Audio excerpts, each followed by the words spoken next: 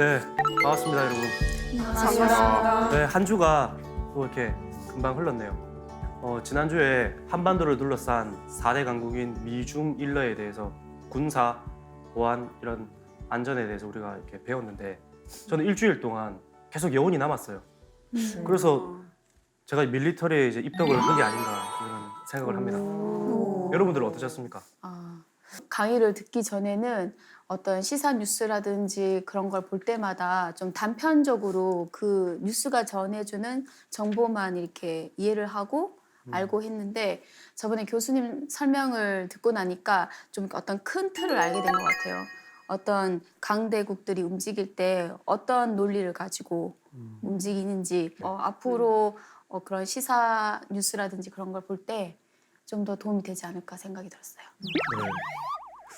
제가 평소에 시사나 이런 군사 문제에 대해서 굉장히 관심이 많았던 찰나였어요. 근데 이번에 딱 그 각 우리 주위의 나라 있잖아요. 미, 중, 러일 이 나라의 그 군사적인 문제의 핵심에서 그 부분을 세세하게 재밌게 들음으로써 입덕을 안 할 수가 없겠구나. 저도 네. 오늘부터 진정한 밀떡이 밀덕이 되셨네요. 되겠습니다. 밀떡이 벌써 두 분이 생겼습니다. 네. 이제 메밀떡 아닌가 아셨죠? 네. 그래서 또 현대문명이 톡톡한 어떤 또 혜택을 우리 처음 들어오자마자 또 보게 되는 것 같습니다. 그래서 오늘 이번 주 많이 기다리셨죠? 네. 우리 군사 전문가 양욱 교수님을 한번 모시고 본격적으로 출발해 보도록 하겠습니다. 자, 교수님 안녕하세요.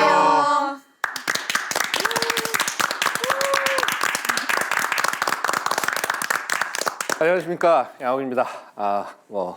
이제 소개시켜드린 바와 같이 저는 한남대학교 국방전략대학원에서 군사 전략과 안보 전략을 가르치고 있고 한국 국방부 포럼이라는 싱크탱크에서 WMD 관련된 그런 연구 활동을 하고 있습니다.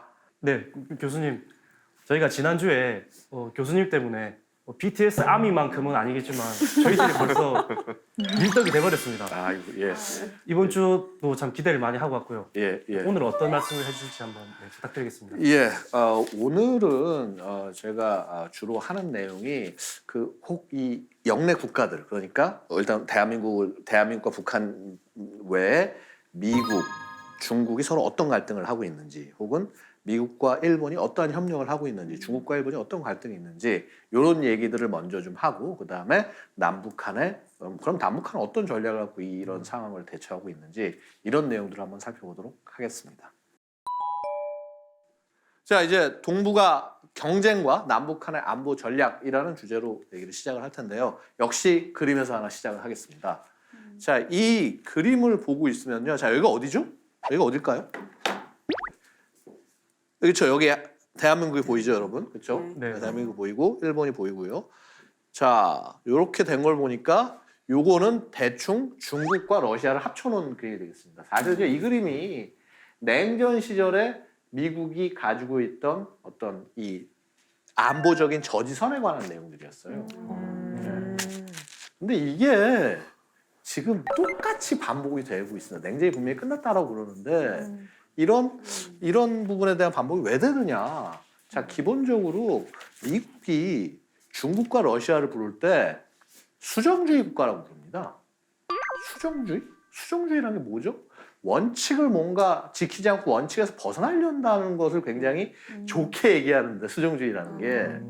원칙이라는 게 뭘까요? 우리가 국제사회가 지금 갖고 있는 그런 어떤 질서, 그러니까 이 국제사회가 갖고 있는 이 질서를 지키지 않으려는 국가를 수정주의 국가라고 얘기를 하는 거죠. 그렇죠? 그래서 미국의 아예 이거는 국가 전략서에 그렇게 표현이 돼 있고요. 수정주의 국가의 대표적인 국가로 러시아와 중국이 지적이 돼 있습니다.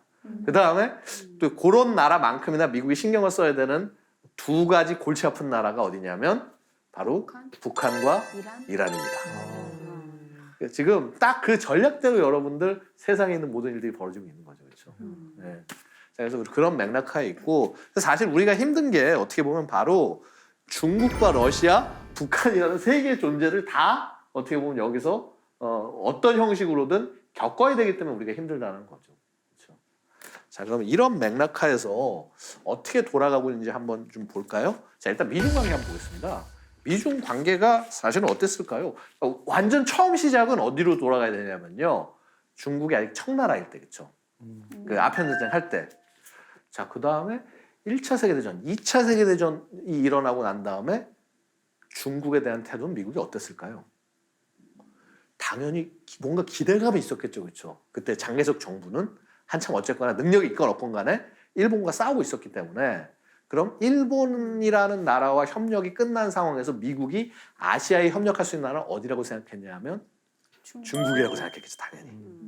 자, 그런데 이런 미국의 기대감이 산산조각 부서집니다. 언제? 바로 1949년에 중국이 공산화가 되는 거예요. 아니 무너지죠, 그렇죠? 완전히 전후로 공산주의 국가가 되고 이제 어떻게 보면 적의 세력으로 넘어갔는데 굉장히 황당한 거죠, 그렇죠? 미국 입장에서는. 네? 그래서 그 에치슨 선언이라고 해서 그런 거 있잖아요. 왜 한국하고 무슨 뭐 대만을 뭐 여기서 방해하려고 한다. 그게 무슨 미국이 여기를 버렸다는 게 아니라 야 이게 그만큼 저쪽 지역이 중국도 없어지고 이제 되게 위험해졌기 때문에 지상군을 거기 배치를 안 하겠다는 겁니다. 안 지키겠다는 게 아니라. 근데 이제 그거를 시그널을 해석을 잘못해서 북한이 그렇죠. 북한하고 이제 그 해석을 잘못하고 그 다음에 중국 막 소련 설득해서 절대 미국은 안 들어와 한국에서 우리가 전쟁을 해도 그렇게 된 거죠. 그렇죠. 자, 당연히 대중인식이 또 안 좋아질 수밖에 없는 게 자 이렇게 6.25 전쟁이 나가지고 해서 자 이렇게 처음에 이제 뭐 중국이 지원해줬다 이런 건 잘 몰랐을 거예요. 미국이 뭔가 관계가 있다 정도 생각했겠지만 너무 오리라고는 생각을 못했겠죠. 못했던 건 아닙니다. 뭐냐면 기본적으로 중국이 늘상 얘기했던 게 야 오케이 그 너희들이 이 38선까지 다시 북한군을 쫓아내는 건 오케이야. 넘어와서 북진하면은 우리 개입할 거야. 라고 누차 중국이 얘기를 해왔습니다. 근데 결국은 이제 북진해서 올라왔잖아요. 그러니까 그거를 이제 그 어떻게 보면 명분인 거죠. 명분으로 해서 들어왔습니다. 들어와서 있다가 이제 공격을 하고 이제 전쟁이 나면서 사실은요 이게 중국 입장에서 바라봐야 되는 게요 한미 원조 전쟁이라고 얘기를 하고 있잖아요. 6.25를 중국 그렇게 부릅니다. 한미 원조 전쟁. 근데 중국 입장에서 뭐냐면 중국이 가진 가장 큰 공포는 미국이 대만에 있는 장개석 정부와 손을 잡고 중국 본토를 침공하는 거가 제일 걱정이었어요. 그래서 그 입장에서 봤을 때 미국이 우리를 못 들어가려면 어떻게 해야 될까? 한반도에서 전쟁을 해야 된다. 예방 전쟁을 한 겁니다. 중국 본토에서 전쟁이 나지 않게 하기 위해서 한반도에 들어와서 전쟁을 한 거예요, 중국이. 그래서 우리는 그걸 잊지 말아야 된다는 겁니다. 그러니까 되게 중국은 영리하게 전쟁을 한 거예요, 어떻게 보면. 이 장면은 뭐냐면요. 중소 국경 분쟁 장면이에요. 그렇죠? 중국하고 소련이 국경에서 막 싸우는 장면이에요. 그러면 중소 국경 분쟁이 났을 때 예를 들어서 이거잖아요. 당시에 어땠냐면 69년인데 69년이면 어떻게 됐냐면 중국이 핵은 갖고는 있었는데 아직 제대로 미사일하고 결합이나 이런 걸 못했어요. 핵 능력이 좀 약간 역량이 부족할 때였어요. 64년에 처음 핵실험 완성을 하고 그다음에 몇 년 지나지 않았기 때문에 전력이 제대로 갖춰져 있지 않은 거예요. 그러니까 이제 얘기하는 게 막 저런 상태에서 분쟁이 나니까 막 소련은 핵을 가지고 있으니까 핵 쓸 거야 막 이렇게 될 거 아니에요. 근데 미국이 딱 와서 야 니들 핵 쓰면 우리가 개입할 거야. 소련하고 중국이 싸우는데 중국 편을 든 거예요. 그렇죠? 네. 근데 그게 이제 소위 미중 간의 어떤 협력의 묘한 시작의 계기가 되는 겁니다. 그게 뭐냐면 적의 적은 친구까지는 아니더라도 협력이 가능한 대상. 이제 그런 국제 어떤 사회의 논리들이 적용이 되기 시작을 한 거죠, 그렇죠? 자 그렇게 되고 이 시기 때 보면 되게 이제 재밌는 게 자 그렇죠. 자 이게 소위 이제 핑퐁 외교, 막 서로 탁구 대표단 서로 보내고 하면서 그러면서 친해지고 자 이때 심지어 어떤 일이 일어났냐면은요. 자 여러분들 그 유엔 안보리의 상임이사국이라는 게 있죠, 그렇죠?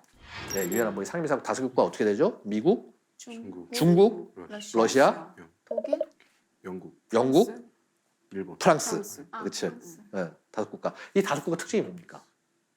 2차 세계대전 승전국. 근데 자 2차 세계대전 승전국으로서의 중국은 어느 정부를 얘기하는 거죠? 장개석 정부. 공산주의 정부가 아니에요. 얘들은 2차 세계대전 승전하는데 사실은 마오쩌둥하고 그 일당들은 기여한 게 별로 없어요. 일본하고 싸우지도 않고 되려 안에서 어떻게 하면 나라를 뒤집을까 국공합작을 했지만 그런 걸 많이 했지. 국민당 장개석. 예, 그렇지. 그러다 보니까 어떻게 됐냐면 자 중국에서 쫓겨나고 나서도 유엔에서 안보리 상임이사국은 대만이 하고 있었단 말이에요. 국민당 정부니까. 근데 그게 지금 친해졌잖아. 70년대 저렇게 친해지고 하니까 저거를 대만한테 뺏어서 중국한테 줘버립니다. 미국이요. 미국이. 뭐 미국 혼자만 그렇다기보다는 뭐 사실 세계 대부분 국가들이 야 이게 힘 있는 나라를 갖다 앉혀놓으려고 이게 유엔 안보리 상임이사국이라는 걸 만들어 놓은 건데 힘 없는 나라한테 줘가지고 해서 뭐가 되냐. 그래서 어떻게 보면 중국한테 주면서 유엔이 훨씬 더 실질화가 된 거죠.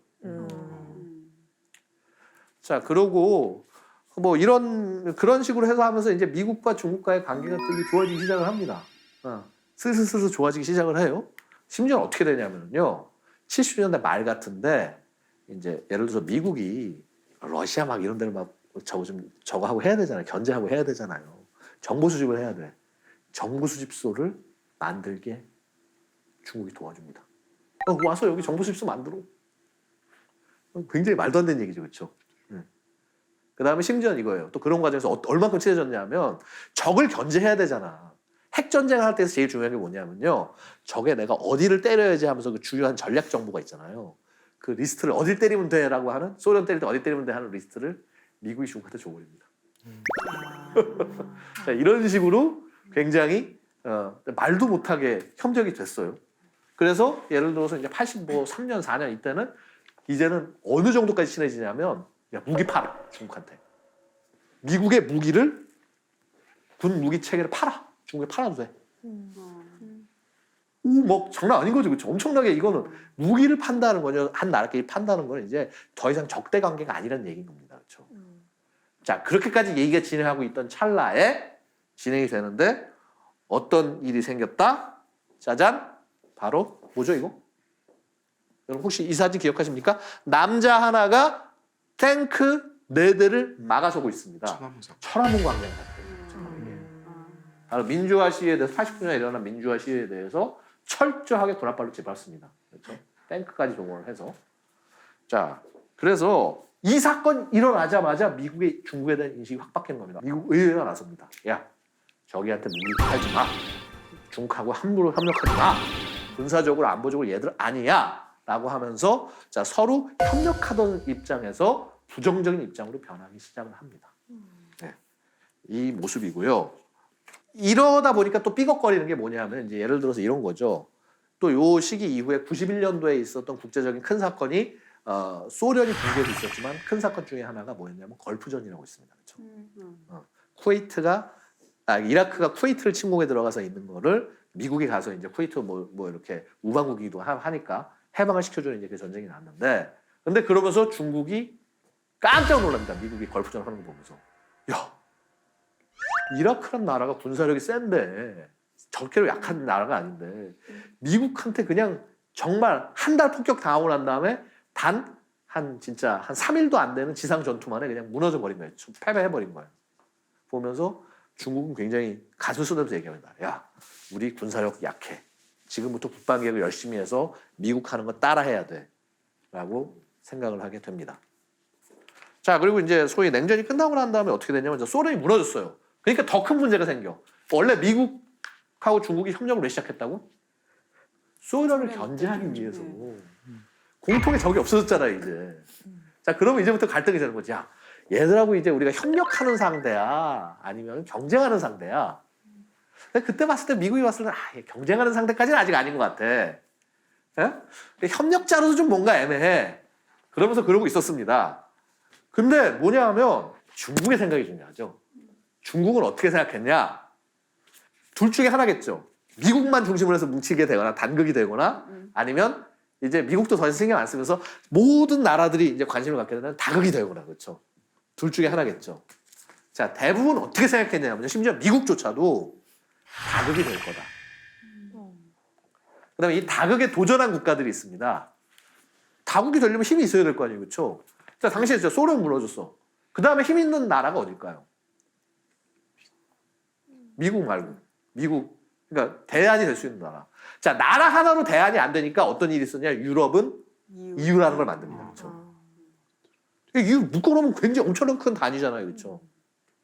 그래서 이제 EU가 뭔가 해서 자, 경제나 군사 쪽으로 뭔가 해보겠다고 덤벼드는데 어떻게 됐죠? 실상은 그렇게 안 됐죠. 자, 중국도 이제 그때 스스로 이제 희망을 갖기 시작합니다. 야, 아직 우리가 돈이 없지만 우리도 언젠가 돈을 많이 벌고 해가지고 해서 다극 중에 하나가 그게 될 수 있을 거야! 라고 생각을 막 하고 있는데 무슨 일이 일어났냐면 여러분들 잘 모르실 수 있는데 그 코소보 항공전이라는 게 일어납니다. 이게 뭐냐 하면요. 여러분 코소보 그 발칸반도 지역에서 막 학살 일어나고 난리가 아니었잖아요. 네. 그거를 막 그 국제사회가 계속 몇 년 이상 지켜봤잖아요. 막 그렇게 막 인종청소하고 학살하고 해도 그러다 하다 안 돼서 1999년도에 나토에서 국가들이 모여서 야 우리가 가서 개입을 하자. 한 번은 개입하자. 근데 개입을 어떻게 한다? 군대를 막 지상군을 보내가지고 막 싸우는 게 아니라 지상군은 어떻게 돼요? 죽잖아요. 싸움 죽고 나왔잖아. 전투기만 보내서 한번 열심히 때린 다음에 한번 와보자. 근데 사실은 전투기 보내서 때리는 게 소위 이제 항공력으로만 공격을 한다는 거고 그것도 뭐다? 사실 미국이 주가 되죠. 근데 그렇게 해서 때리고 왔는데 진짜 상황이 바뀌었어. 그걸 보면서 중국이 좌절합니다. 야, 우리가 얘들 2000년 정도는 쟤를 따라갈 줄 알았는데 아직은 아닌 것 같다. 20-30년 더 뒤로 걸릴 거다. 다국화되기까지. 이제 그러면서 되고요. 사실 그때 이제 코소보 항공전 때 심지어는 어떤 게 있었냐면 여기가 뭐냐면요. 이게 중국 대사관이에요. 어디? 베오그라드에 있던 유고슬라비아 베오그라드에 있던 중국 대사관이에요. 뭐 어떻게 했죠? 무너져 있죠 지금. 폭탄 맞았어요. 폭탄. 미국이 폭탄을 떨궜습니다. 물론 미국 사과했습니다. 오폭이라고. 근데 과연 오폭이었는지는 나중에 얘기가 많습니다. 많은데 그런 다음에 자 슬슬 이렇게 사이가 안 좋아지는데 어떻게 되냐면 부시 행정부터 들어와서 한 번 큰일이 벌어집니다. 뭐냐면 미국이 중국을 감시하기 시작을 했었어요. 그래서 2000년대 정도 2000년 딱 들어서서는 진짜 감시의 수준이 굉장히 높아져서 자, 이 정찰기를 보내면서 사람이 탄 정찰기를 보내면서 막 감청을 하는 거예요. 얘들 막 무슨 통신을 하나. 그러니까 그런 기체 중에 하나를 중국 공군이 와서 갑자기 밀고 들어와서 하면서 야, 니들 나가. 그러다가 미국은 야, 무슨 소리야? 우리는 지금 국제 공역을 지나는데 소위 니들 인접 근역도 아니고 국제 공역을 지나는데 니들 뭔 소리 하는 거야. 그러다가 중국 전투기가 여기 미국 이 정찰기에 충돌을 해버립니다. 충돌해고 그 전투기는 추락해가지고 조종사는 죽었고 이 기체는 손상을 입어가지고 불시착을 해요. 하이난도, 하이난도에 불시착을 합니다. 그래서 이제 이게 EP3라고 그러는 정찰기인데 그 사건인데 이걸 보면서 야 미중 관계가 이제 심상치 않아지겠구나. 그러니까 부시 행정부 아들 부시 들어와서 얼마 안 돼서 일어난 일이에요. 4월 정도가 일어났을 거예요.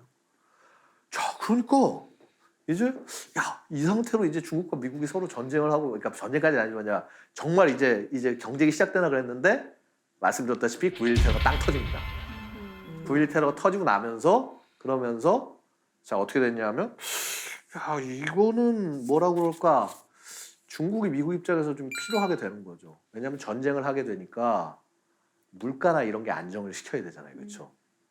국민들에게 싼 생필품 제공을 해야 되잖아요. 여러분 혹시 미국 가보신 분 아시겠지만 미국 생필품 진짜 가격 쌉니다. 그렇죠? 말도 못하게 싼 가격이고. 근데 그 싼 가격을 어떻게 유지를 하느냐? 중국밖에 없는 거예요. 그래서 중국이 세계 공장이 되는 거예요. 바로 원래 미국이 허락을 했기 때문에. 예. 자, 이렇게 중국이 펼쳐나가는데 자, 문제는 뭐냐면 쫙 이렇게 내비두다 보니까 돈이 늘어나잖아요. 자연스럽게 중국이 원하던 상태가 되는 거야. 돈을 가지고 군사력을 키울 수 있는 그런 상태가 이제 된 거예요. 그렇죠? 2008년, 9년 이때 되고 나니까 이제 중국이 막 그러니까 뭐냐면 매년 거의 군사력에다가 그러니까 평균이 한 막 10% 11% 정도를 군사 그 국방 예산을 매년 증가시키는 거예요. 말도 안 되는 일이에요. 10% 이상씩 예산을 10% 이상씩 증가시킨다는 거는 상상을 할 수가 없는 거예요. 일반적인 국가에서는. 그래서 그렇게 돈을 써서 지금은 어떻게 하냐면 세계 2위라고 국방비 자체가. 물론 미국하고 비교는 할 수가 없어요.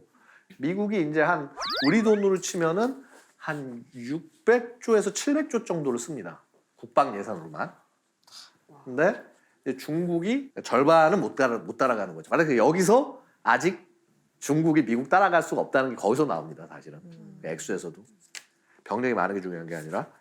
자, 그 다음에 자 그래서 오바마 때는 어떻게 됐냐면 심지어는요. 중국? 그래 니네 돈 많으니까 돈 많은 나라가 군사력 세게 하려는 건 당연한 일이야. 그래 할 수 있어. 근데 평화롭게 부상해라. 그러면 우리는 그건 반긴다. 국제 질서를 준수해라. 자 어쨌거나 그렇게 돼서 결국 트럼프 때 들어와서 지금 호되게 뺨을 얻어맞고 있습니다. 그렇죠? 와서 어떻게 전쟁한 게 아니죠. 경제력 가지고 경제제도 밀고 들어가면 사실은 중국 돈 어디서 벌었습니까? 다 미국한테 돈 벌어가지고 버는 거예요. 어떻게 보면. 그러니까 이거 아닌데? 그러면서 이제 어떻게 보면 저거 하고요. 뭐 파웨이 막 이런 거 같은 거 제재하기 시작하고 그다음에 얘를 환율 조작국이야. 환율 조작해. 이러면서 이런 걸 들어오기 시작하면은 사실 중국이 감당하기 어렵거든요. 그래서 사실 미국 입장에서는 그럴 겁니다. 지금 아마도 중국이 좀 더 잘못하고 하는 걸 끊으려면 이번이 이 트럼프 행정부가 거의 마지막 기회일 거예요. 더 지나고 나면 힘들 겁니다. 왜냐하면 이미 2010년 이때 중국이 일본을 추월했잖아요. GDP에서. 그 추월하지 한 10년 이상이 지난 거예요. 자, 그래서 그렇고 자 그럼 중국 입장에서 보면 어떠냐? 중국은 뭐 아까도 말씀드렸다시피 다극화, 냉전 끝난 다음에 다극화 될 거야 기대가 컸죠. 그러다가 두 번 실망하는 게 뭐냐면 1996년도에 대만 해협 위기라는 게 있습니다. 뭐냐면 대만 쪽에다가 막 이제 막 하는데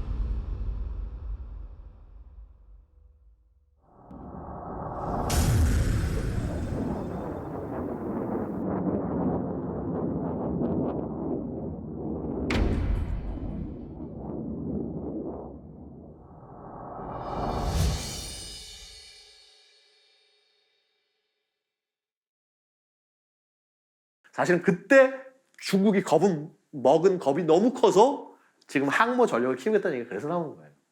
다 역사가 다 그렇게 됩니다. 그렇게 해서 이제 그렇고 그렇죠. 사실 3번이다. 일단 걸프전 때 미국이 이라크 뺨을 세게 막 아주 그냥 한 2대 딱 때리니까 이라크가 말을 딱 듣는 걸 보고 나서 야 일단 안 되겠다. 그 다음에 항모를 끌고 와서 막 앞에서 막 대만 앞에서 막 이러고 있으니까 야 저거 맞으면 아프겠다. 그 다음에 아까 말씀드렸다시피 코소보라는 데서 미국이 항공기 막 그때 스텔스기 막 이런 것들이 제대로 활약을 했는데 이런 것만 갖고 막 한 나라의 정권을 무너뜨리고 보고 나서 야 또 안 되겠다. 3번의 좌절을 합니다. 그러면서 천천히 가는데 덩샤오핑 그렇죠. 덩샤오핑이 얘기를 했던 게 도광량을 얘기하면서 수임자들한테 한 얘기가 3가지가 있습니다. 뭘 얘기하냐면 야 일단 아직 함부로 패권을 추구하지 마. 패권 함부로 추구하지 마. 이거는 진짜 여유 있을 때 하는 거야. 자, 2번째는 뭐냐면 미국, 일본과는 협력을 해라. 3번째는 러시아는 경계해라. 이 3가지 얘기를 합니다. 근데 자 지금 이 기조가 크게 바뀐 게 뭐 후진타워 말도 말이었지만 시진핑 들어와서 진짜 100% 바뀝니다. 자, 패권을 계속 추구합니다. 이제 1대1로 얘기하고 막 중국몽 얘기하면서 패권 추구를 해요. 자, 그 다음에 그 과정에서 미국하고 일본하고 진짜 머리 터지게 싸우죠. 그렇죠? 지금 사태가 진짜 악화된 게 2013년에 악화된 거예요, 지금.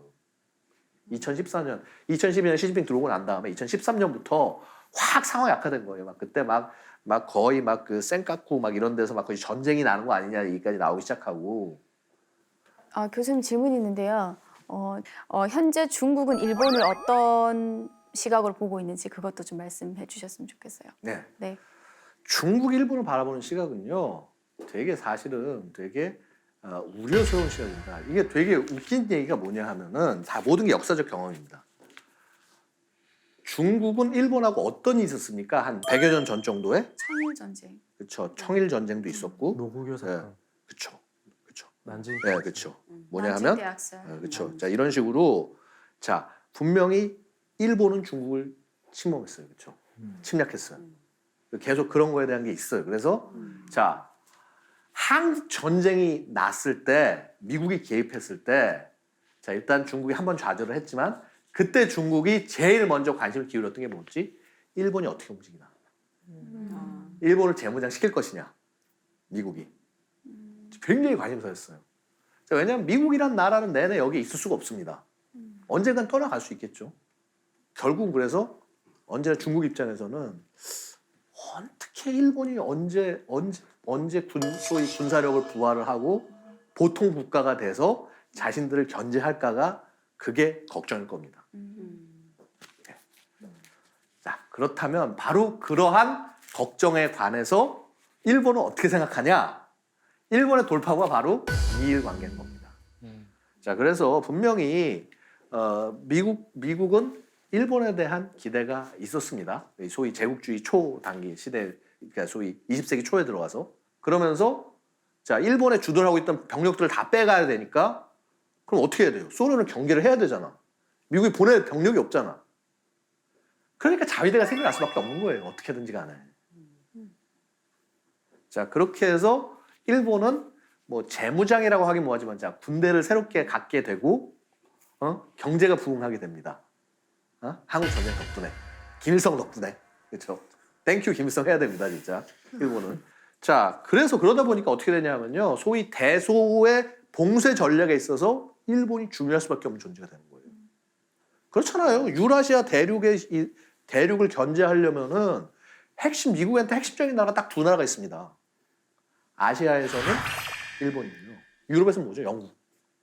왜냐하면 본토에 들어가 있다가 예를 들어서 프랑스다. 본토에 들어갔다 어떻게 되죠? 누가 밀고 들어와서 쫓겨나면 바다로 가야 되잖아. 그렇죠?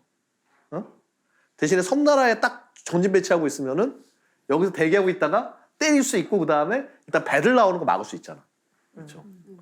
굉장히 그런 식의 어떤 전략들이 필요하다는 거죠. 그렇죠? 자, 그래서 일본은 어떻게 보면 미국은 약간 영국처럼 활용하고 싶은 생각이 있었고 근데 일본은 그렇게 활용들이 자기들이 되는 거는 돈이나 능력상 너무 많이 들어가고 그래서 사실 그동안 열심히 어떻게 보면 미국의 안보 구산화에서 열심히 이제 꿀을 쪽쪽 빨고 있었습니다. 예. 근데 그런 것들이 이제 바뀌라고 이제 미국이 요구를 해왔고 그것을 아베가 열심히 바꿔 나가고 있는 것이죠. 예. 그래서 이게 이제 전반적인 미일 관계다라고 보시면 되고요. 그래서 미일 관계, 동맹이라고 하는 것은 결국 어떻게 되냐면 기본적으로는 자 이겁니다. 기본적으로는 자 무조건 미국에 편승을 한다. 미국에 편승해 나간다. 근데 어떻게 되냐면 소위 보통국가라는 거가 나온 게 사실은 굉장히 오래됐어요.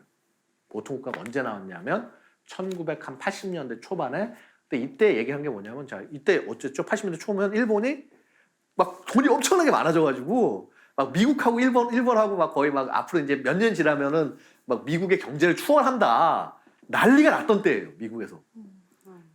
소위 이제 미국에 있는 모든 막 건물들 이런 것들을 막 사들이기 시작하고, 자 그런 정도가 되니까 슬슬 얘기하는 게 자 우리는 어쨌거나 이런 정도의 능력을 가진 국가이기 때문에 군사력을 거기에 걸맞게 가져가야 되는 것이 아니냐는 얘기가 나왔었고 그것이 계속 이루어지지 않다가 자 이렇게 기본적으로 이 중국과의 관계가 안 좋아지는 것들이 구체화되면서 확 탄력을 받기 시작을 하는 겁니다. 그래서 결국은 뭐냐 하면은요, 이건 미국의 역량인데 사실 미국도 국방비에 이렇게 막 돈 쓰고 힘쓰고 하기 힘들잖아요. 그래서 기본적으로는 이 아시아 쪽에서 중국 견제하는 걸 누가 해줬으면 하고 대신 바라고 있어요, 대신. 그리고 그 역할을 일본이 하기를 바라는 겁니다.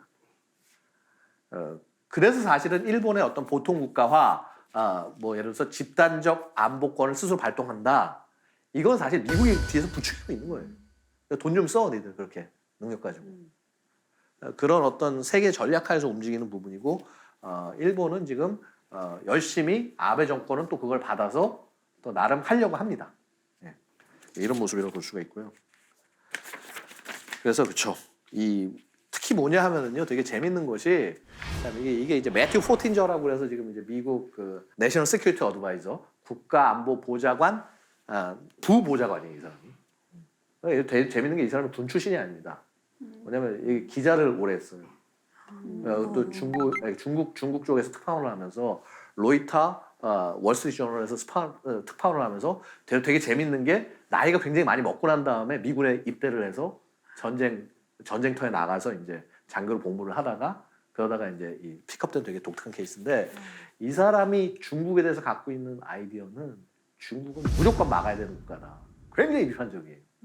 그래서 이런 사람이 어떻게 보면 아까도 말씀드렸지만 이 미국 백악관의 국가안보보좌관이라는 국가안보보좌관이 굉장히 중요한 위치거든요. 전반적인 바람과 그 방향과 흐름을 만들어내는. 그래서 이런 어떤 미국의 중국에 대한 어떤 부정적 시각과 이제 대응과 이런 것들은 앞으로도 계속 될 거고 그런 거 보여주는 대표적인 인물 중에 하나인 거죠, 그렇죠? 자, 이런 흐름들이 있습니다. 자 이제 우리 한번 여태까지 쫙 봤습니다. 이제 한번 돌아와죠. 도대체 남북한에는 도대체 어떤 식으로 일이 일어나고 있냐라는 걸 한번 생각을 해보겠습니다. 자, 여러분들 한번 생각해 볼게요. 김일성 시대의 북한과 김정일 시대의 북한과 김정은 시대의 북한. 자, 김일성 하면은 여러분들 어떤 생각이 많이 나실지 모르겠지만 김일성 때 북한은 김일성이 잘해서 그런 게 아니라 김일성 때 북한은 1960년대 초까지는 굉장히 괜찮은 국가였습니다. 어떤 의미에서? 우리보다 훨씬 더 잘 살았어요. 자, 그 다음에 근데 어떻게 됐다? 김정일 시대 때 들어와서 김일성이 93년에 죽었나요? 그렇죠? 93년에 죽고 난 다음에 이때가 시기가 어땠습니까? 91년도 소련 무너지고 난 다음에요. 난리가 났어요. 북한 입장에서는. 그동안 그나저나 없는 거 전부 소련에서 받아가지고 해서 나라를 끌고 갔는데 더 이상 기댈 데가 없는 거예요. 중국 예전처럼 기댈 수가 없어. 중국 자체도 자기도 먹고 살기 힘들어. 자, 어떻게 해야 되지? 이러고 있으니까 결국 게다가 이제 압박 들어오고 핵 개발한다고 하니까 압박 들어오고 그러니까 결국 어떻게 했냐면 고난의 행군 시기가 오죠. 이때 우리 김정일 시대의 정치를 무슨 정치라고 봅니까? 북한 정치를. 선군 정치. 선군주의라고 그러죠. 선군. 밀리터리 퍼스트. 즉 뭐냐면 나라 체제가 무너지는 거를 군대를 위주로 해서 끌고 가겠다. 그래서 심지어 이 시기에 뭐냐면요. 자, 이거잖아요. 김일성은 주석이잖아요. 그렇죠? 그럼 정일도 물려봤으니까 주석이 돼야 될 거 아니에요. 주석 자리가 없어집니다. 뭐라고 그러죠? 김정일 위원장. 그렇죠? 국방위원장. 국방위원회의 위원장으로 나라를 끌고 간다는 거예요. 그럼 무슨 의미냐면 그만큼 나라가 비상시국이기 때문에 군대를 마치 우리 비상사태 났을 때 계엄에서 끌고 가듯이 그렇게 나라를 끌고 간 거예요. 그렇죠? 자, 그래서 2012년 말에 이제 죽습니다. 김정일이 죽었습니다. 죽고 난 다음에 어떻게 됐습니까? 죽고 난 다음에 김정은이 받았죠. 그렇죠? 김정은이 받았는데 김정은이 받은 다음에 처음에 직함이 뭐였죠? 국방위원장. 그 다음에 똑같이 제1국방위원장이었죠. 또 아빠가 쓰던 위원장 그대로 받을 수가 없으니까. 그래서 했는데 결국은 어떻게 되냐면 노동당 7차 대회라는 걸 이제 하면서 그러니까 2016년 5월 정도 했습니다. 이 당대가 굉장히 중요한 게 뭐냐면 여태까지 북한이라는 나라가 뭘 해왔는지 막 이런 걸 막 결사를 하고 이런 거예요. 근데 진짜 김정일 시절 때도 안 하던 당대회를 수십 년 만에 시작을 해가지고 해서 딱 얘기를 한 게 여태까지 이런 우리가 성과가 있었다라고 얘기하면서 막 핵 개발하면서 능력하면서 막 이런 얘기를 하면서 어떻게 됐냐 하면은 그렇고 난 다음에 김정은이가 노동당 위원장이 되고 국가에서는 직책이 뭐냐 하면 국무위원장이 됩니다.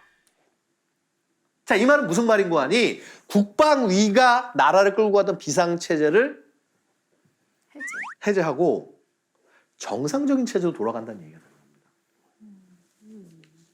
되게 웃기죠, 그렇죠? 근데 아니 뭐 지금 북한이 잘 먹고 살지도 못하고 뭐, 그런데 뭐 뭘 믿고 비상체제에서 정상체제 돌릴까요? 뭘 믿었을까요? 완자탄이시오. 어? 말 안 들어 우리 다 떨굴 끼요. 그렇죠? 즐거웁니다, 그렇죠? 핵에 대한 자신감이 있으니까 이렇게 우리는 정상국가로 갈 거야. 이런 식으로 얘기를 하는 거죠, 그렇죠? 자, 그래서 결국 뭐냐 하면은요, 전반적으로 북한이 이 한국에 대해서 갖는 전략은 바뀌지는 않았어요. 기본적으로 목표는 적화통일한 목표가 될 수밖에 없습니다. 저게 가능하건 불가능하건 간에. 왜냐하면 기본적으로 지금 북한 못 먹고 못 살잖아요, 그렇죠? 정당화를 시켜야 될 거 아니야. 왜 니들이 못 먹고 못 살까? 핵까지 만들었는데 저거는 미제가 우리를 압살하려고 해서 그런 거야. 압살하려고 해서 그런데 특히나 그 미제가 압살하려는 거에서 앞장서서 괴롭히는 괴뢰가 바로 남한이야. 쟤들부터 먼저 무력으로 제압을 해야 돼. 이런 논리가 형성이 되는 겁니다. 그러니까 이 논리가 무너지는 순간 북한은 정권 자체가 잘 끌고 갈 수가 없게 돼요. 근데 어쨌거나 논리는 남겨놔야 돼. 실제 그런 능력이 있건 없건 간에 떠나서. 능력은 사실은 이제 요때만 해도 60년대까지만 해도 가능성이 좀 있다고 생각을 했는데 경제력이 엎어지면서 불가능해졌단 말이에요. 그러다 보니까 나중에 살아남는 게 문제였고 살아남기 위해서 핵을 선택을 열심히 해서 개발한 다음에 김정은 집권시 들어와서 사실은 완성이라고 자기들은 얘기를 하고 있어요. 어느 정도 의미에서 완성은 맞기는 맞아요. 일단 실용화가 됐다는 거에서 완성이지만 그렇다고 해서 전쟁을 가질 수 있는 능력까지는 아직 안 갔어요. 뭐 금방 갈 수 있겠죠. 그래서 전쟁을 하는 방법이나 이런 것들이 굉장히 세련되게 지금 바뀌고 있다고 말씀드릴 수가 있는 거예요. 자, 그래서 북한 지금 뭐 엄청나게 핵 미사일을 개발하고 있습니다. 구체적인 무기 체계에 대해서는 제가 나중에 기회가 되면 말씀을 드릴게요. 근데 전반적으로 어떠냐 하면 자, 최소한 파괴력이 200킬로톤 이상의 핵폭탄. 200킬로톤이라고 하는 건 어떻게 되냐면요. 히로시마 나가사키에 히로시마에 떨어졌던 핵폭탄 그게 15킬로톤 정도예요. 그게 몇 명을 죽였다? 16만 명을 죽였어요. 근데 200킬로톤 이상의 거의 300킬로톤 정도에 가까운 핵폭탄을 북한이 만들 수가 있습니다. 20배, 히로시마 20배. 그렇죠? 그 다음에 자 심지어는 그거를 실어서 ICBM에 실어서 미국까지 보낼 수 있고, 그렇죠? 이 화성 15가 일단 거리상은 미국까지 날아갈 수는 있습니다. 물론 날아가다가 지금 수준은 미국한테 요격당해서 중간에 떨어집니다. 어쨌거나 나라는 갈 수도 있어요. 그러니까 이게 시작점이에요, 일단. 그러니까 아직 미국이 콧방귀는 끼지만 그래도 대화에 나오게 되는 게 받아주는 게 이런 거라고. 자, 그 다음에 궁극적으로는 잠수하면서 미사일을 발사해서 쏜다. 이건 뭐냐면 잠수함은 발견하기 힘들잖아요. 그러니까 여기 집어넣어 놓고 우리 핵미사일 갖고 있을 테니까 우리 공격하지 마. 우리 보복할 거야. 이 얘기를 할 수 있는 겁니다. 자, 그래서 굉장히 북한에게 있어서는 이러한 핵 전략들이 굉장히 중요한 것이고, 그 다음에 우리가 북한이 우리를 공격하지 못할 거라고 늘상 예상을 하고 있지만, 자, 이제 핵이라는 게 있는 이상요, 핵으로 우리가 가진 첨단 전력을 굉장히 무력화를 많이 시킬 수가 있어요. 그 다음에 특히 대한민국 입장에서는요, 센 핵폭탄이 무서운 게 아니라 약한 핵폭탄이 무서워요. 예를 들어서 10킬로톤 이하, 뭐 1킬로톤짜리. 이거 뭐 하나 터지면은, 예를 들어서 1킬로톤짜리가 터졌다. 그러면은 반경 뭐 1km 뭐 이렇게 해도 안 돼요. 실제 이제 그 피해 미치는 반경은 되게 작은데 1km 정도 되겠다. 뭐 근데 거기에 딱 군 기지만 노리고, 예를 들어서 공항만 노리고 때린다. 되게 좋은 전략이에요. 그래서 많은 전문가들, 저 포함해서 많은 해외 전문가도 마찬가지고 우리는 되려 북한이 만드는 약한 핵폭탄에 더 관심 기울여야 된다. 왜냐면 센 핵폭탄 터뜨리면 낙진 떨어지고 뭐 오염되고 하니까 자기들도 점령을 못 하잖아. 점령을 하려면 되려 약한 거를 떨고 가지고 해서 피해를 최소화한 다음에 와서 점령을 해야죠. 가능성이 충분히 있는 얘기입니다. 그래서 북한이 뭐 남한의 핵을 절대 못 쓴다? 이거는 전략적 상상의 빈곤입니다. 그런 상상을 못 하면은 나라 지키면 안 돼요. 못 지킵니다. 그런 상상을 하면. 교수님 그럼 질문이 있는데요. 예. 이 핵얘기가 나와서 먼저 질문을 하겠습니다. 예. 네, 그러면 이제 북한이 핵무기가 있을 때랑 없을 때랑 구분 지어가지고 봤을 때 어떻게 대한민국과 북한의 군사력을 어떻게 비교할 수 있는지가 궁금합니다. 일단요, 핵이 없는 상황에서는요, 북한이 굉장히 숫자나 이런 것들은 많아 보여요. 병력 수는 많아 보이는데, 문제는 뭐냐면은 그 수많은 병력 수에 비해서 장비나 이런 것들이 뒤떨어지거든요. 그다음에 군대라는 거는 숫자가 분명히 중요합니다. 숫자가 많은 게 되게 중요합니다. 왜냐하면 많아야지 일단 이겨요. 기본적으로는 그래요. 어떻게 역사상의 전쟁 중에서 소수가 다수를 이긴 경우는 거의 없습니다. 다 다수가 소수를 이기는 거지. 근데 문제는 뭐냐 하면 자, 우리는 굉장히 많이 요새화가 돼 있단 말이야. 침략을 한번 당했던 나라이기 때문에 요새화가 돼 있는 나라예요. 그러다 보니까 이렇게 요새화가 되고 잘 지켜진 진지가 생기면은 어떻게 되냐면 공격해오는 사람이 한 방어하는 사람이 3배 이상이 있어야지 공격을 성공적으로 이끌어갈 수 있다는 원칙이 있습니다. 근데 그렇게 정도까지는 안 돼. 한 우리의 2배 정도 되는데 3배 정도까지는 안 돼. 3배라는 건 완전히 압도한다는 얘기거든요. 그래서 숫자가 많지만 압도할 정도는 안 되고 근데 무기 체계의 질, 능력 면에서 봤을 때는 아예 비교조차 안 되는 거예요. 그래서 핵이 없을 때는 북한은 절대로 한핵에 이길 수도 없고 시비도 걸 수도 없습니다. 근데 핵이 있는 상황에서 완전히 그때 틀려지는 거죠. 되려 우리가 불리해지는 거죠. 그래서 바로 이것 때문에 얘들은 핵을 앞으로 놓을 수가 없어요. 일단 자, 북한의 GDP가 어떻게 되죠, 여러분? GDP 북한하고 비슷한 국가가 어디죠? 어디일 것 같아요? 캄보디아입니다. 2017년 잘 알고 있으면 캄보디아 굉장히 비슷한데 자, 캄보디아 같은 나라가 북한만큼의 군사력을 유지를 할 수가 있냐면 못합니다. 북한은요, 지금 여러분 제가 좀 아까 넘어가긴 했지만 핵을 개발했죠. 자, 미사일은 북한이 미사일 전력은 거의 그 덩치에 비해서 정말 큰 게 북한이 보유하고 있는 미사일이 언론에서는 보통 1000발이라고 얘기하고요. 저희 전문가들 바라볼 때는 최소 500에서 600발 사이 이상을 바라봅니다. 그럼 이게 절대로 작은 숫자가 아니에요, 이게. 그 다음에 그 미사일도 종류가 다양해서 20가지 종류가 넘어요.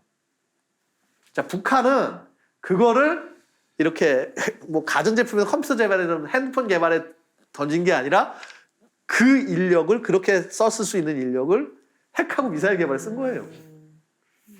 당연히 핵하고 미사일을 굉장히 조악해 보이는 수준이긴 하지만은 그 없는 돈에서 저렇게 할 수 있었다는 거는 국가적 모든 역량을 거기다 쏟아 부었다는 얘기예요. 그래서 북한이 이걸 함부로 내려놓을 수 있다고 생각하는 거는 굉장히 나이브한 생각이다라고 말씀을 드릴 수가 있는 겁니다.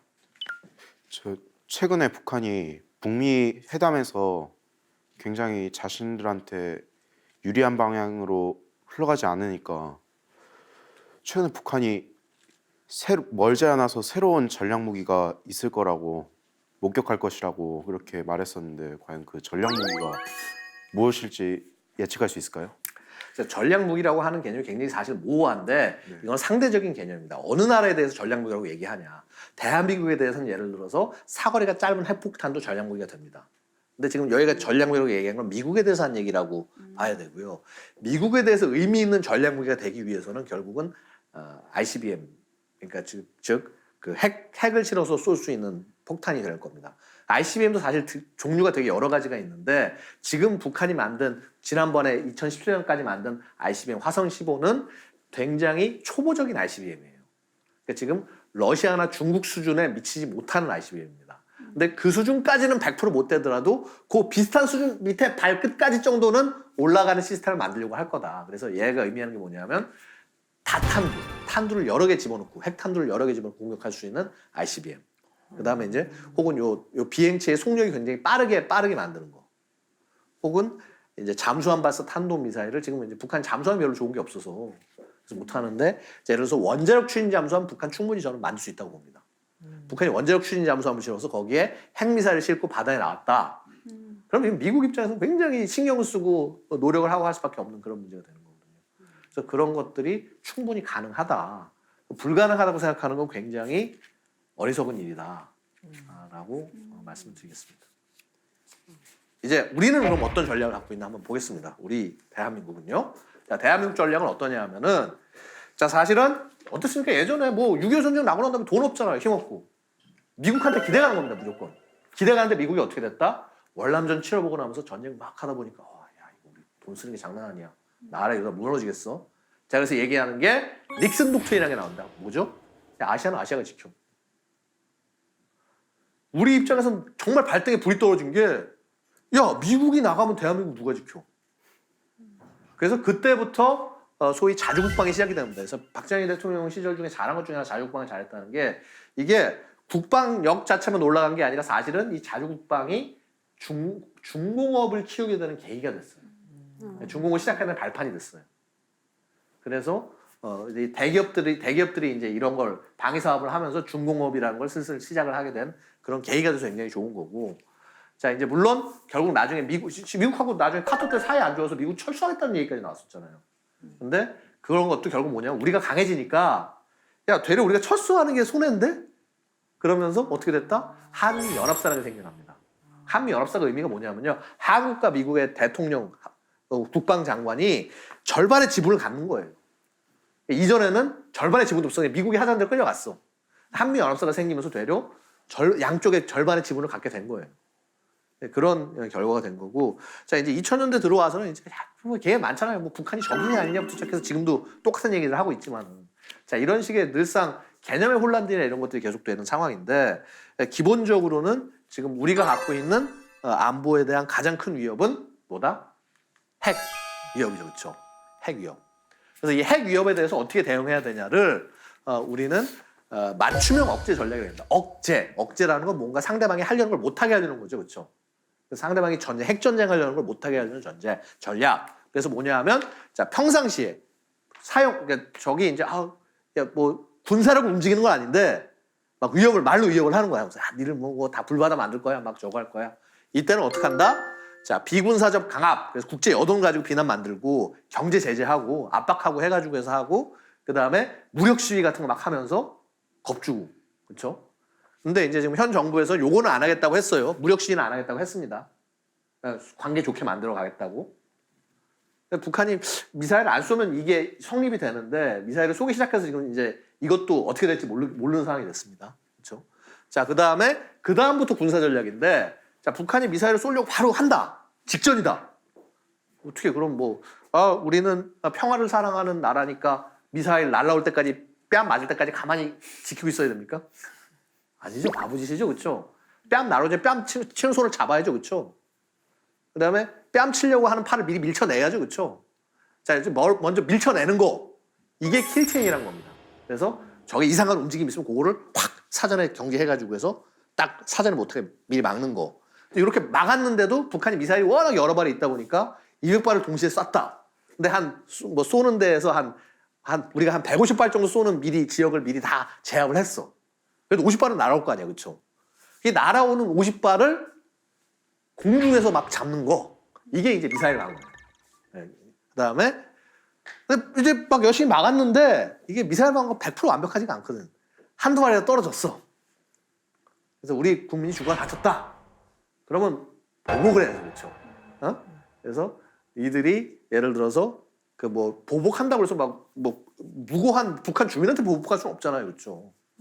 이 잘못된 결정을 내린 너네 수뇌부. 그렇죠. 평양. 여기를 싹 밀어버리겠다.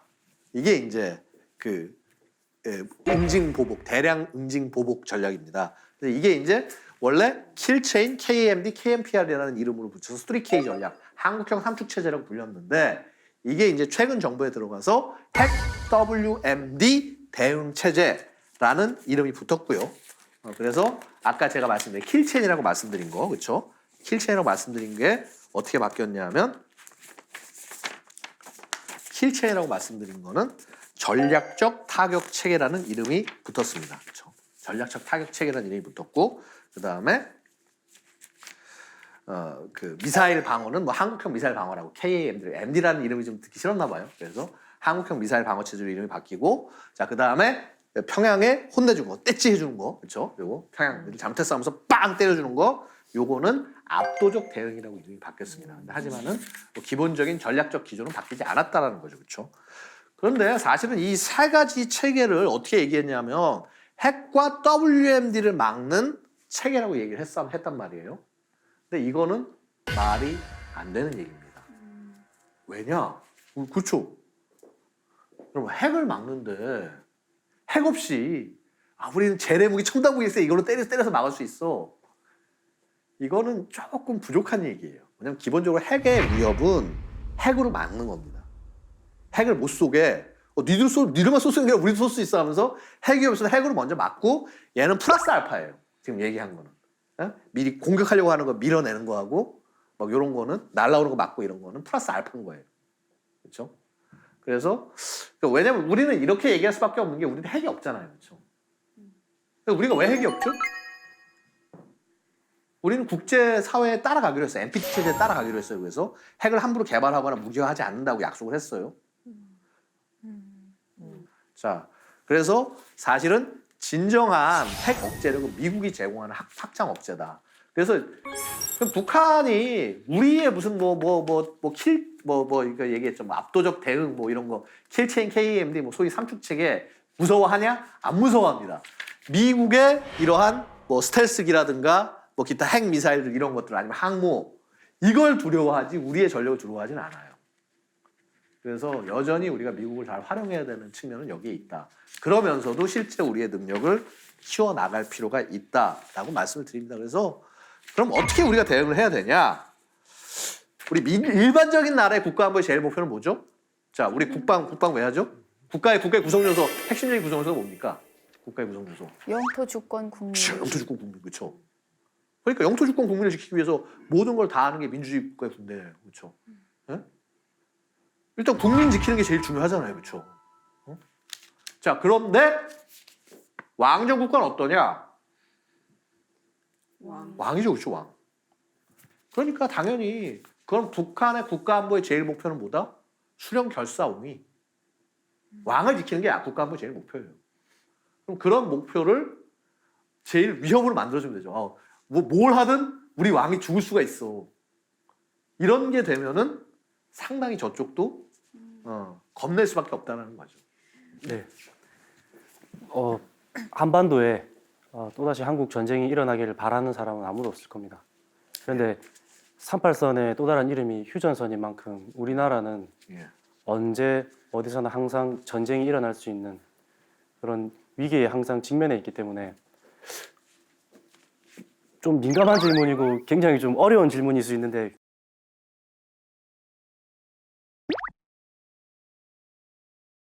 교수님의 그런 어떤 식견과 안목으로서 한번 대답을 해주신다면 한반도에 만약에 전쟁이 충분히 일어날 수 있다는 가정하에 국제 정세에서 어떠한 구체적인 일이 일어났을 때 우리 한반도에 이제 곧 전쟁이 터지는구나, 스탠바이 해야 되는구나라고 하는 것을 느낄까요?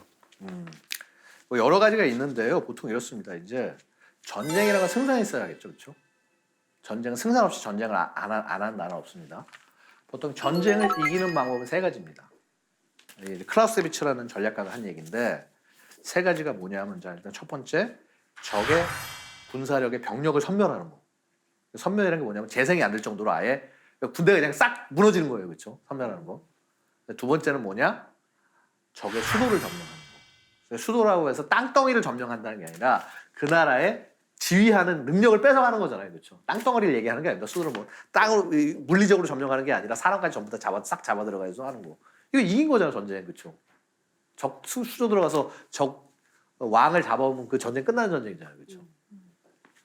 그다음에 세 번째로 얘기한 게 뭐냐면은 그 나라의 동맹국가의 관계가 다 끊어졌을 때. 그러니까 내가 힘들어했을 때 누가 와서 보통 여태까지 유럽 쪽이나 이런 데서 전쟁 보고 있으면요, 우리도 마찬가지긴 했지만은 주변국이 가서 도와주면 답이 안 나오는 거예요. 그런 식의 동맹이 존재하는데 그걸 공격하는 건 되게 바보짓인 거예요. 근데 사실 이제 일본은 그 했던 게 이제 의도가 좀 틀렸죠. 도요토미 히데요시가 이제 자기 정적들을 이제 전쟁터에서 소모시키려고 보낸 거죠, 사실 어떻게 보면. 그렇죠? 자, 근데 우리의 안보 체제가 국방력 자체가 지금 현재 보유하고 있는 50만 정도가 좀 더 넘는 전력인데 이게 한 40만 이하로 떨어지고 그렇게 될 가능성이 되게 높아요. 인구가 없어서. 그 다음에 이렇게 계속 잘못된 정치를 계속하고 플러스 지금 우리가 최소 누가 우방이고 누가 아군이고 적인지 생각을 해야 되는데 가령 예를 들어서 미국하고의 기본적으로 군사 동맹이 끊어진다? 100% 동네밥입니다. 100% 동네밥입니다. 그래서 뭐 사실 제가 미국의 목숨을 걸라는 게 아니라 자 그런 식으로 우리가 잘 활용할 수 있는 싼 비용에 어떻게 보면 되게 싼 희생인 거예요. 싼 희생의 싼 비용인 거예요. 그런 걸로 활용할 수 있는 동맹을 잘 만들어야 된다. 또 예, 저 죄송한데요. 예, 그 미군이 우리나라에서 철수하는 상황이 있을 경우 예. 트럼프 정부가 이제 얼마 전에 시리아에서 예. 미군을 철수시켰잖아요.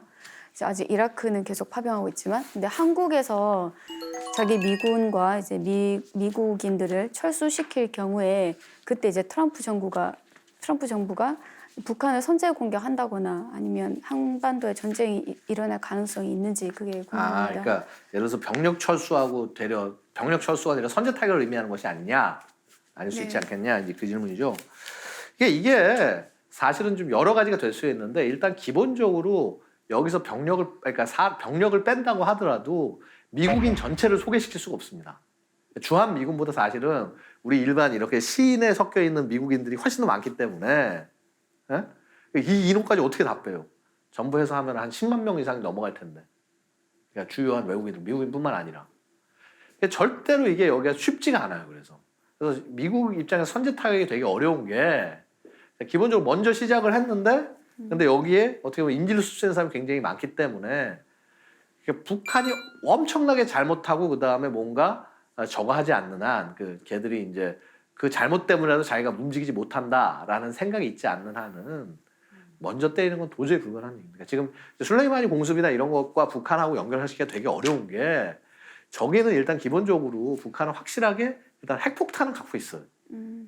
핵미사일 갖고 있고 그거를 뭐 예를 들어서 주변 여기저기 쏠 수 있는 그런 능력도 있는 거예요. 뭐 미국 본토까지는 아직 확실치 못한다고 하더라도.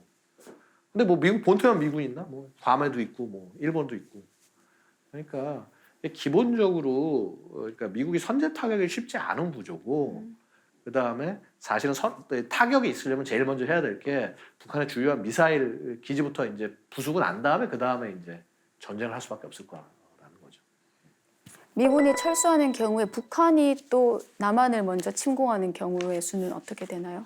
그것도 여러 가지 경우의 수가 있을 텐데 이제 결국은 그게 되려고 한다면 남한을 돕기 위해서 다른 국가들이 오지 않을 거다라는 확신이 있어야지 침공이 가능합니다. 네. 그게 북한이 유일하게 배운 교훈이에요. 그게 6.25 전쟁. 근데 미국이 반드시 우리나라에 지원을 온다는 거는 너무도 기정사실인데. 그렇죠. 근데 이제 반드시 지원하지 못하는 상황을 만들 수가 있죠. 아, 그거구나. 예를 들어서 이제 딴 나라에서 전쟁하고 있을 때 미국이 거기에 매여 있을 때. 아, 그러니까 그런 게 이제 늘상 그거라는 거예요. 기회라는 거예요. 혹이. 그러니까 예를 들어서 막 미국이 막 어디서 막 뭐 예를 들어서 이란하고 전쟁을 되게 크게 하고 있다. 조심해야 되겠네요. 그러면은 거기에 그러니까 지금 미군도 병력 부족에 늘상 지금 시달리고 있는데 거기에 다 집중하고 있는데 여기서 막 전쟁 나서 뭐 한다? 그러면 어떻게 되냐면 기존에 있는 걸로만 싸워야 돼. 그러니까 주한 미군만 갖고 거의 싸워야 되고 조금 잘해서 그냥 일본에서 그냥 해병대 좀 넘어와서 도와주는 거. 그러니까 늘상 그런 것이 제일 무섭다는 거예요. 우리가 무서워하는 거니까. 그러니까 미국이 제대로 된 지원과 이런 걸 못 받을 때, 그 다음에 전쟁은 사실 그냥 하는 게 아니라 다 물자로 해요. 뭐 탄약하고 뭐 총알 있어야 쏠 거 아니에요, 그렇죠? 근데 그걸 얼만큼 많이 비축을 해갖고 빨리 생산해가지고 가져올 수 있냐, 그게 전쟁 능력이에요. 그런 과정에서 동맹이 필요한 거고. 그러니까 우리가 군사 동맹이라고 할 수 없지만 일본 같은 나라들이 굉장히 우리한테 중요한 게 전쟁 나면 거의 우리 후방 기지예요. 거기서 뭐 생산하고 뭐 하고 해야 돼. 물론 그 과정에서 저놈들 돈 벌고 배불러지겠지만 그게 아니면 우리가 생존할 수가 없다는 거예요. 그러니까 가급적이면 우리는 전쟁을 안 하는 게 제일 좋죠, 당연히. 근데 하지만 우리가 쓸 수 있는 후방 기지들은 무조건 확보를 해놔야 된다. 우리를 협력할 수 있는 국가는 이거는 여러분 자주국방이요. 나 혼자 해가지고 해서 뭐 할 수 있는 거 그거 미국도 못합니다. 그러니까 사실 이제 손쉽게 얘기하면 보통 우리가 자주국방이라면서 우리 혼자 할 수 있어는 그건 자주국방이 아니라 자립국방이고 자립국방을 할 수 있는 나라는 전 세계 단 한 군데 국가도 없습니다. 자주국방이라는 건 뭘 자주국방이라고 그러냐면 내가 외국군하고 손을 잡고 외국에 뭐 군대를 뭐 여기다 갖다 놓고 뭘 하건 간에 내가 원하는 방향으로 쓸 수 있으면 되는 거예요, 그거는. 그게 자주국방인 거지. 모든 걸 다 내가 만들고 막 뭐 해외에서 뭐 수입도 안 하고 뭐 그 쇠국이지. 망해요, 그럼. 되게 쇠국하다가 망해요, 되게 나라들은 다. 그래서 내가 스스로 얼마큼 잘 활용할 수 있냐. 그런 나라를 만들어야 된다. 그러려면 어떻게 해야 된다? 국가 지도자들이 이거에 대한 명확한 인식이 있어야 된다는 거예요. 네. 자, 그래서 여러분들 그 훌륭한 그런 국가 지도자가 되시기를 혹은 그런 국가 지도자의 부모와 가족이 되어주시길 이렇게 말씀드리면서 오늘 강연을 마치도록 하겠습니다. 감사합니다. 네, 감사합니다.